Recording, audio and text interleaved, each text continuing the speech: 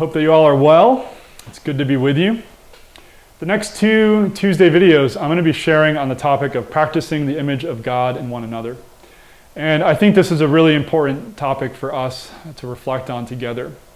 There are so many things happening in our world right now, and they feel overwhelming. And at times they create great conflict and confusion. And in the midst of that, I think it's easy for us at times to lose sight of this truth that we believe as Christians, that all people are created in God's image. So Christian theology teaches that every human being, male and female, is made in the image of God. And this belief is anchored in the creation story of Genesis chapters 1 and 2.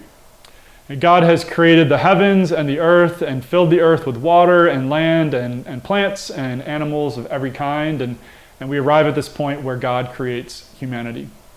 Genesis 1:26 says, God says, "Let us make man in our image, after our likeness."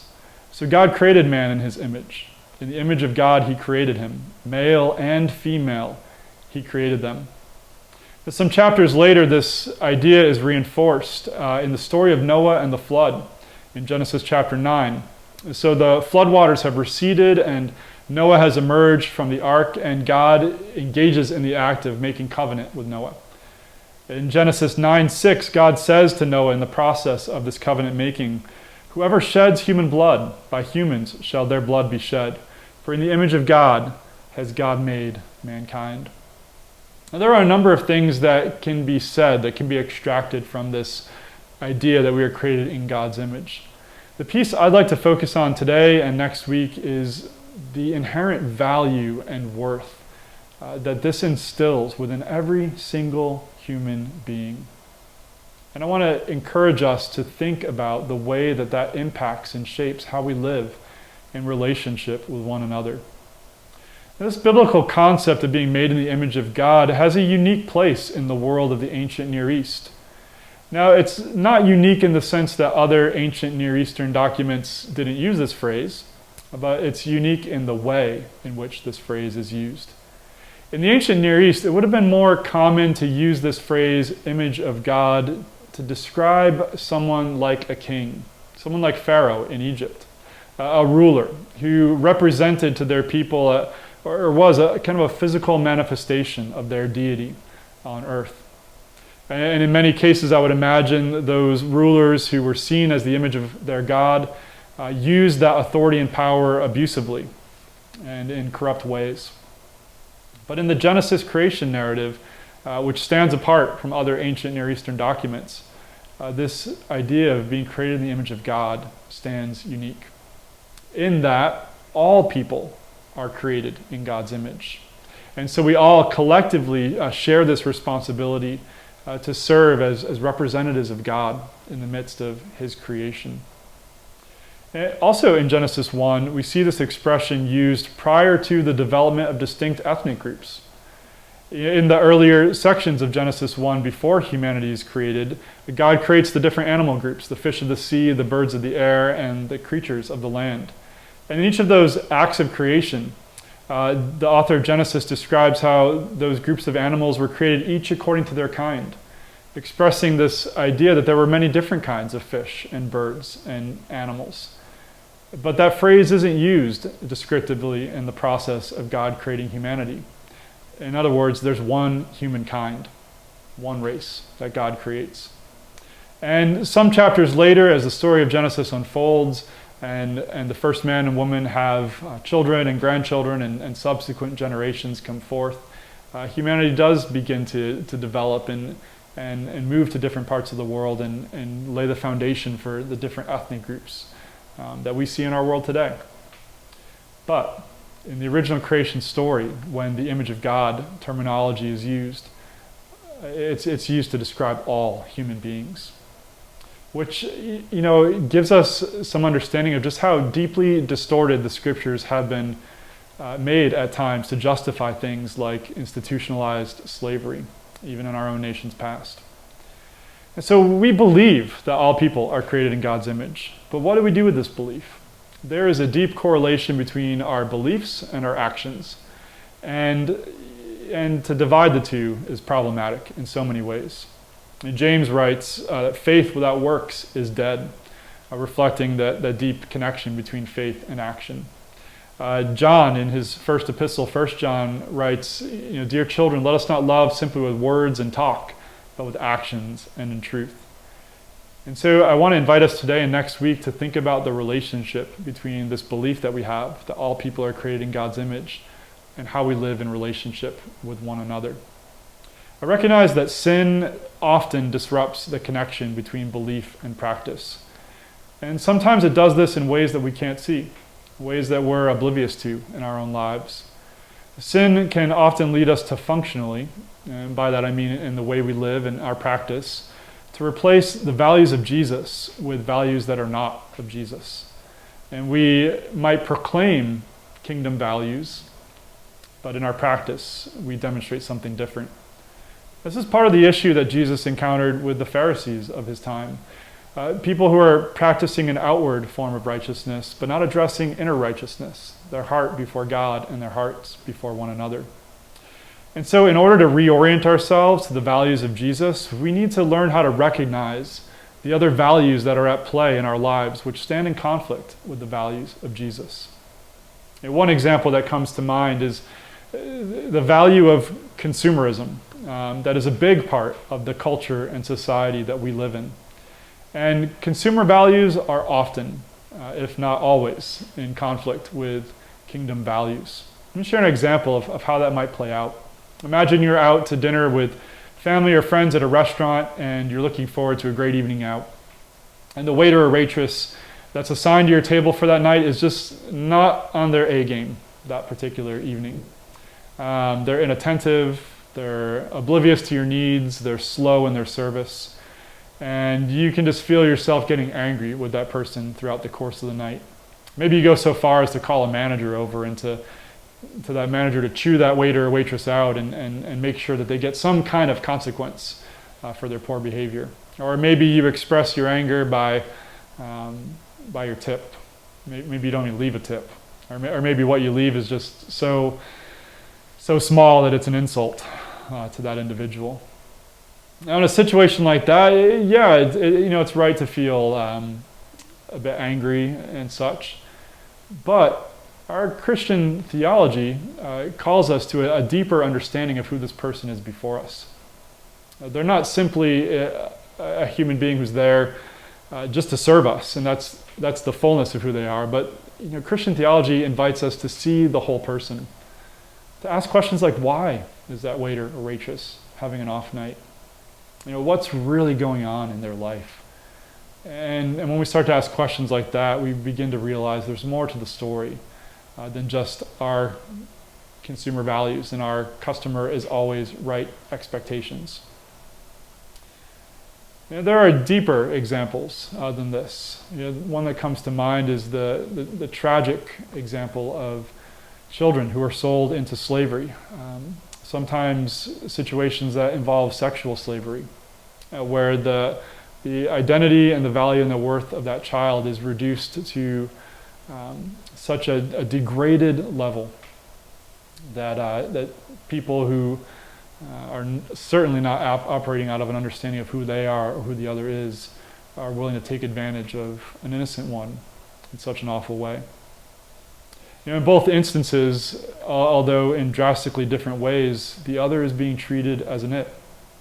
Martin Buber, the Jewish theologian, reflected on our propensity as human beings to treat one another as an it in his classic work, I and Thou.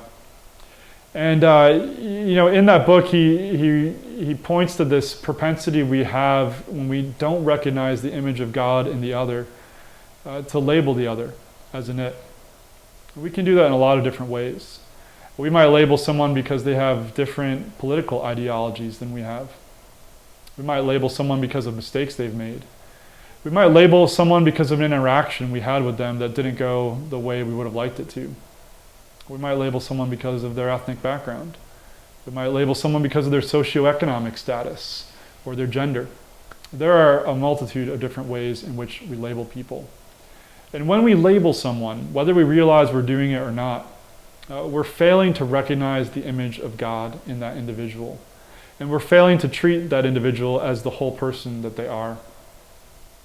And Jesus invites us to a whole different set of values in the way in which we relate to one another. Some years ago, there was a Danish television network that put out a commercial. And in that commercial, they were talking about the things that we have in common. They brought together a group of strangers and strangers from many different walks of life. Individuals that, based on surface appearance, you would have never imagined having anything in common. But the folks that put this commercial together dug deep and found some pretty significant and poignant connections between these individuals. And as they shared these connection points, these people realized that they had much more in common than they would have thought at first glance, and begin to make connections with people that they never would have interacted with otherwise. You know, as human beings, we have so much that we can point to differentiate ourselves from one another. But if we believe what the scriptures teach, then we have one very important thing in common with one another, that we are all created in God's image, and that every single human being has deep value and worth because of that truth. And so I want to share some practical thoughts for us on how we relate to one another out of this theological conviction that we hold so dear. I'll share just a few simple ones this morning and then expand on that a little bit next week. But I think the most important thing in thinking about how we practice the image of God in one another is that we learn to take our social cues from Jesus. That we pay special attention to the way in which he related to the people around him. And that we learn from him. And that we make an intentional effort to live our relationships in a way that reflects how Jesus lived. This morning, let me share just two simple, practical resources to help us on this journey. The first is learning to slow down in our relationships. Jesus had a knack for slowing down in his relationships with others. One story that jumps out to me is the story of Jesus and the Samaritan woman at the well. The scriptures tell us he made a point to go through Samaria when he probably could have taken other routes to get to his destination. And while going through in the heat of the day, he encounters a woman at a well, and he begins to talk to her. And he doesn't just throw some pithy statements at her or rush through the conversation, but he slowly makes connections with her and begins to reveal to her who he is. And then after she discovers who Jesus is, she goes and brings her village to come and hear and learn from Jesus. And one of my favorite pieces of the story is that we're told by the authors of the Gospels that Jesus doesn't quickly depart from there, but he stays for a few days to answer their questions and to engage with this community. He slows down in his relationship with these folks. I think of it in terms of the difference between beholding and seeing. Now, the word behold and the word see can be used in pretty similar ways, but I think they also hold a great difference. And some years ago, I was at the Grand Canyon with my friend, and we were there at sunset, and we sat at the edge of the Grand Canyon and watched the sunset over the Grand Canyon. Now, I would not use the word see to describe that experience. I would not tell someone, I saw the sunset at the Grand Canyon. No, I would use words like behold to describe that experience. I beheld the sun setting and the multitude of colors splashing against the walls of the Grand Canyon and the beauty and the majesty of what was before me. And the same principle is meant to apply to our relationships to one another. We're not simply to see other people, I think, but we're to behold others in a way that reflects how Jesus beheld those who were before him. When you behold someone, you take into account the entirety of their life, their whole story. Their whole story matters. And we respond to one another accordingly. One other thing I'll share this morning that I find really helpful is in those moments in interactions with others when I'm feeling my anger rising or disappointment or frustration or whatever it might be, to ask the question, what does my reaction tell me about myself? And this practice is rooted in a dynamic that Jesus frequently invites us into, the dynamic to search our own hearts rather than to criticize the other. When you find yourself feeling frustrated with someone, whether it's in a direct conversation face-to-face or even someone on a Facebook stream, ask the question before responding, what does my reaction tell me about myself? What's going on within me because of what was shared or a mannerism that I encountered? Why do I feel that way? What is it about this individual that's kind of raising those feelings within me? And are those feelings, are they right with the Spirit? Or do I need some correction and guidance from the Spirit who is within me? I think when we learn to slow down and kind of be aware of what's happening under the surface in ourselves, and God can use those practices to radically transform the way that we relate to others, whether it's face-to-face or through some other means of communication, as we're getting more and more accustomed to these days. And so again, I invite you to think about how Jesus interacted with those around him, and to what extent are we taking our social cues from him. I look forward to sharing more on this topic with you next week, and I pray that God would continue to bless you and keep you in the days ahead. Take care.